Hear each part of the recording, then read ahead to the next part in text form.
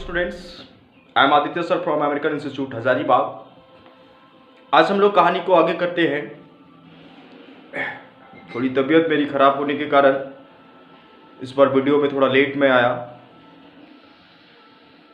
तो हम लोग पिछले वीडियो में पढ़े थे कि रेड ट्रेप बेचने वाला आदमी जो था वो एक भट्टी में पहुंच चुका है, लोहे की भट्टी में, जहां पर लोहार लोग काम कर रहे हैं।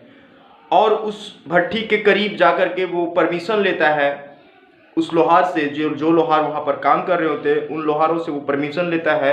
उसी में से एक लोहार उसे गर्दन हिला करके परमिशन दे देती है। किस चीज़ का परमिशन? वो चाहता है कि आज की ठंड, दिसंबर का महीना था ना, तो ठंड जो था रात की ठंड वो वहां पर गुजारना चाहता था, क्योंकि उस भट्टी में याग जल रहे थे। क्या हो रहे थे? याग जल रहे थे, और वो उस भट्टी में अपना हाथ सेकना चाहता था। ठीक है, और उसे परमिशन मिल जाती है। आज की वीडियो में हम लोग पढ़ेंगे कि क्या वो फिर इस परमिशन का फायदा उठा करके कुछ गलत कदम उठाएगा, या फिर कुछ ऐसा होगा जो वो कभी सोचा भी नहीं था। ठीक है, तो हम लोग देखेंगे। थोड़ी सी पीछे से पिछली लाइन से हम लोग शुरू करते हैं। लिखा हुआ है स्टोरी में कि he asked permission to stay and the master blacksmith nodded a huge constant without honoring him with a single word। वो वहां पर रुकने का परमिशन लेता है, मांगता है, और वहां का मास्टर जो आयरन मास्टर होता है वो उसे बिना कुछ बोले गर्दन हिला करके केवल उसे इशारा में बताता है कि ठीक है, तुम यहाँ पर रुक सकते हो। अब यहाँ पर रुकने के बाद उसके साथ क्या होता है, ये चीज के बारे में लोग देखेंगे। लिखा हुआ है कि the red trap did not से द ट्रम्प, लिखा हुआ है the Trump did not say anything, either he had not come there to talk but only to warn himself and slave।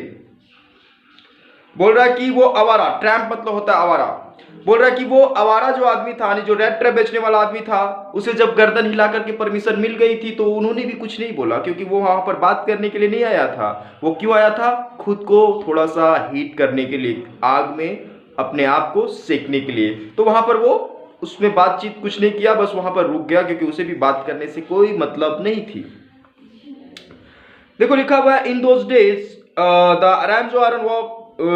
रैमजो iron mill was owned by a very important iron master whose greatest ambition was to ship out good iron to the market. He was both night and day to see that the work was done as well as possible, and at the very moment he came into the forge on one of his nightly rounds of inspection। बताता है कि उन दिनों जो रैमजो iron mills का मालिक था वो बहुत ही प्रसिद्ध, बोल सकते हैं प्रसिद्ध आदमी था, बहुत ही स्ट्रिक्ट आदमी था।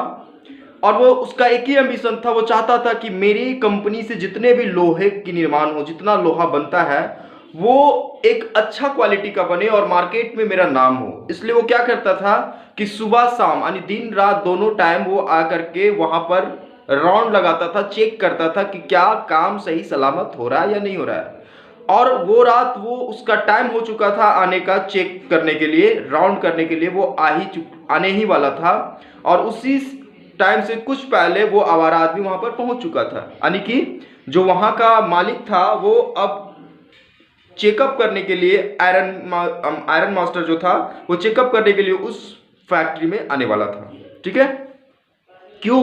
क्योंकि वो हर बार ऐसा करता था, दिन या रात, सुबह शाम दोनों टाइम एक ग्राउंड लगाता था, क्योंकि वो चाहता था कि उसके आयरन से, जो भी आयरन मिल से जो भी आयरन बनता है वो एक अच्छी क्वालिटी का आयरन बने और मार्केट में उनका नाम हो। ठीक है, लिखा हुआ है naturally the first thing he saw was the tall Rangfing who had edged his way so close to the furnace that steam rose from his wet rags. The iron master did not follow the example of the blacksmith, who had hardly dared to look at the stranger. He walked close up to him, looked him over very carefully, then tore off this slouch hat to get a better view of his face. बताता है कि iron master जैसे ही उस factory में इन करता है, वो जो मालिक था उस फैक्ट्री का, जैसे ही वहां पर इन करता है, स्वाभाविक था कि सबसे पहले उस अजनबी के पास ही उस अजनबी के पास ही उसका नजर जाता है। क्यों? क्योंकि आप किसी भी चीज में रेगुलर आओ, अपने घर में या फिर अपने रूम में कहीं भी आप आते हैं, तो सबसे पहले आपकी नजर वहां चली जाती है जो चीज उस रूम में नया होता है या फिर उस घर में नया होता है। ठीक है, उसी तरह से स्वाभाविक था कि जैसे ही आयरन मास्टर वहां आता है, सबसे पहले उसका नजर कहां जाता है? उस अजनबी आदमी के पास। एक ऐसा अजनबी आदमी जो पूरा फटा चीटा कपड़ा पागल जैसा वहां पर बैठा हुआ था। और वो आयरन मास्टर करता क्या है कि वहां के जितने भी लोहार थे उनसे कोई डिस्कस नहीं करता है। क्यों? क्योंकि उन लोगों को उसके बारे में कुछ ज्यादा जानकारी नहीं होता है, इसलिए वो चाहता है कि मैं खुद से जाकर के वहां पर जानकारी लूं। ठीक है, और वो आयरन मास्टर बिना किसी से कुछ डिस्कस किए सीधा कहां चला जाता है? उस अजनबी के करीब चला जाता है और उसे अच्छी तरह से देखने की कोशिश करता है। और अच्छी तरह से देख नहीं पाने के कारण उसका टोपी होता है जो वो आयरन मास्टर पहना रहता है, वो टोपी को उतार देता है और उसे नजदीक से जाकर के बारीकी से देखता है कि आदमी है कौन। देखेंगे लिखा हुआ है, but of course it is you Niels Olf, he said, how you do look.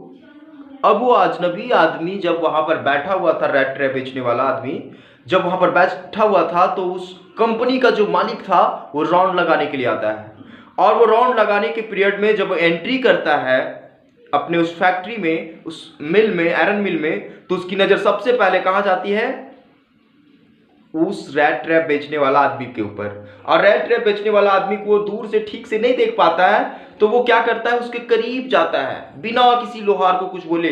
ऐसा होता है ना कि घर में कौन है नहीं है, तो किसी से नहीं पूछता है वो कि मिल में कौन है, वो खुद जाता है उस आदमी के पास, करीब जाता है, ठीक से नहीं दिखता है तो वो आदमी जो आयरन मास्टर जो टोपी पहना होता है उस टोपी को हटाता है और जा करके उसको करीब से देखता है और बोलता है, बट ऑफ कोर्स, लेकिन यार क्या, इट इज यू, ये तुम हो। कौन?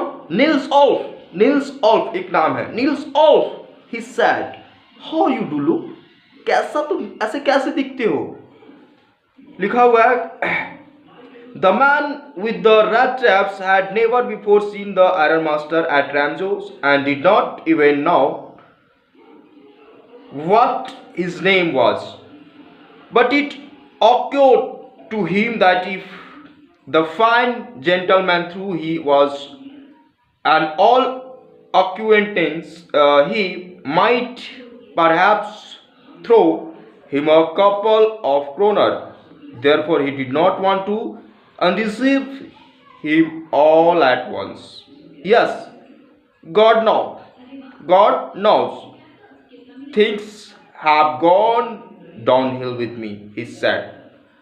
अब जब उसे आयरन मास्टर बोल देता है कि यार तुम नील्स ऑल्फ हो, तुम ऐसे कैसे दिखते हो, तो ये जो रेड ट्रे बेचने वाला आदमी था वो सोचने लगता है कि ना यार, मैं कभी इस आयरन मास्टर को पहले देखा हूं और ना मैं कभी यहां पर पहले आया हूं, और ये जो नाम बोल रहा है वो मेरा नाम भी नहीं है, पता नहीं मुझे क्या समझ रहा है, यानी कि कुछ तो गड़बड़ है। तो वो चाहता है कि अगर मुझे ये नहीं जानता है और ये मेरा नाम गलत ले रहा है और जो नाम ये ले रहा है मैं आज तक वो नाम नहीं सुना हूं, तो कहीं ना कहीं ये कंफ्यूजन में है, ये कंफ्यूज है। तो वो चाहता है कि मैं इसे अपनी सच्चाई नहीं बताऊं। अगर ये मुझे एक पुराना जान पहचान समझ रहा है, अपना पुराना परिचय आदमी समझ रहा है, तो मैं इसे अपनी असलियत नहीं बताऊंगा। क्यों? क्योंकि ये अगर मुझे जानता है तो कुछ पैसे मुझे दे सकता है जो कि मुझे जरूरत है। लालच बढ़ गई थी उसको, इसलिए वो अपना हकीकत का परिचय छिपा लेता है। ठीक है, और बोलता है गॉड नोज, भगवान जाने, भगवान जानता है यार मेरे साथ क्या हुआ है, मेरे साथ तो बुरा हुआ है। ठीक है, लिखा हुआ है, you should not have resigned from the regiment, said the iron master, that was the mistake, if only I had still been in the service at the time, it never would have happened. Well, now of course you will come home with me. बताता है कि अब जो है iron master वहाँ पर बैठ जाता है और उसको बोलता है, देखो बाबू, देखो यार, तुमको ना फौज की नौकरी नहीं छोड़ना चाहिए था, तुम्हें फौज की नौकरी नहीं छोड़नी चाहिए था। खैर चलो, वो एक गलत फहमी था, एक भूल था, मिस्टेक था, लेकिन मैं तुमको ये बोलता हूँ कि जब उस टाइम तक अगर मैं तुम्हारे साथ होता ना, तो तुमको ऐसा करने कभी मैं नहीं देता। मतलब जो आयरन मास्टर आज एक फैक्ट्री का मालिक है, वो कभी फौज हुआ करता था और उसका एक फौज में एक दोस्त था जो सेम टू सेम कैसा दिखता था, इस रेड ट्रे बेचने वाला जैसा दिखता था, और उसी गलतफहमी में इसको वो निल्स ऑल्फ बोल रहा है। ठीक है, इसलिए बोलता है कि अगर मैं तुम्हारे साथ उतना दिन तक जॉब करता फौज में, तो मैं तुम्हें कभी भी वहां से रिजाइन देने नहीं देता। तुमने गलत किया, तुम्हें रिजाइन नहीं देना चाहिए था। ठीक है, और बोलता है कि खैर छोड़ो, जो हो गया, अब जो है तुम्हें मेरे साथ मेरा घर जाना चाहिए। अब तो ये सोने में सुहागा वाला काम हो गया। पहले फैक्ट्री में आया, फैक्ट्री में रुका, अब तो वो घर तक भी जाएगा। तो देखना है कि वो घर तक जाएगा या नहीं जाएगा। ठीक है, तो ये चीज़ हम लोग अगली वीडियो में देखेंगे, और मैं अभी कंटिन्यू एक सप्ताह आप लोगों को वीडियो प्रोवाइड करूँगा। ठीक है, तो आप लोग भी थोड़ा सा प्रिपेयर रहिए, और आज की क्लास हम लोग यहीं पर समाप्त करते हैं। अगली वीडियो में देखना है कि क्या वो घर जाता है, और घर जाता है तो उसके साथ क्या होता है, या फिर वो घर जाने से मना कर देता है। अगर मना कर देता है तो आयरन मास्टर उसके साथ क्या करता है। ठीक है, तो ये चीज़ जानने के लिए आप लोग देखते रहिए अगली वीडियो।